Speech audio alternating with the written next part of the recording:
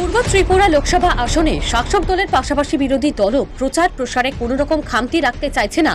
প্রতিনিয়ত ছোট ছোট বাজার সভা থেকে শুরু করে মিছিল মিটিং চালিয়ে যাচ্ছে ইন্ডিয়া জোটের প্রার্থী রাজেন্দ্র রিয়াং।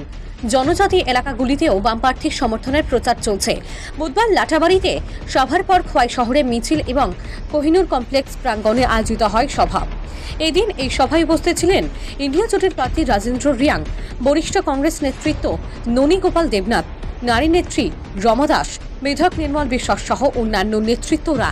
এদিন বামপ্রার্থী গোটা খোয়াই শহর জুড়ে নির্বাচক মণ্ডলীর কাছে আশীর্বাদ চাইলেন।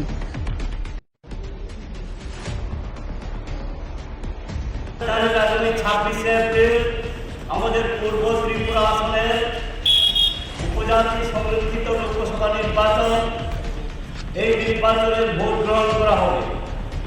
এই নির্বাচন খুবই গুরুত্বপূর্ণ, অন্যান্যভাবে গুরুত্বপূর্ণ, এবার কিন্তু আরো বেশি গুরুত্বপূর্ণ বলে আমরা মনে করছি।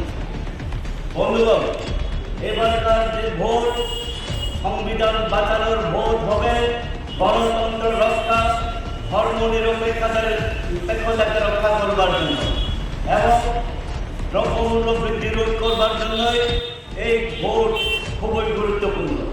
আমরা আশা করছি এইবারকার যে নির্বাচন হবে, এই নির্বাচনের মধ্য দিয়ে যারা তানাশাহী সরকার, বিজেপি নেতৃত্বাধীন এনডিএ সরকারকে আমরা উৎখাত করে নতুন একটা সরকার দিল্লিতে আমরা গঠন করতে পারব। যে সরকারটা হবে গণতান্ত্রিক, ধর্মনিরপেক্ষ এবং আমাদের সংবিধান বাঁচাবে এবং দ্রব্যমূল্য বৃদ্ধি রোধ করবে। তার সঙ্গে বেকারদের, যুবক যুবতীদের জন্য কর্মসংস্থান হবে, কৃষক, শ্রমিক, ব্যবসায়ী বন্ধুদের জন্য, মা বোনদের ইজ্জত বাঁচানোর জন্যই এই সরকারটা গঠন হবে। যেই সরকারের কাছে আমরা দাবি করতে পারবো, কথা বলতে পারবো, এরকম সরকার গঠন হবে। বন্ধুগণ, এরকম জায়গায় শ্রদ্ধেয় আমার নির্বাচক মণ্ডলীদের কাছে আমি আশীর্বাদ চাই, আপনাদের সহযোগিতা চাই। এই আপনাদের আশীর্বাদের মধ্য দিয়ে যদি আপনারা ভোট দিয়ে জয়যুক্ত করেন তাহলে দিল্লি থেকে পার্লামেন্টে এই দেশের মানুষের জন্য, এই এলাকার জন্য, সবার জন্য কথা বলার একটা সুযোগ হবে।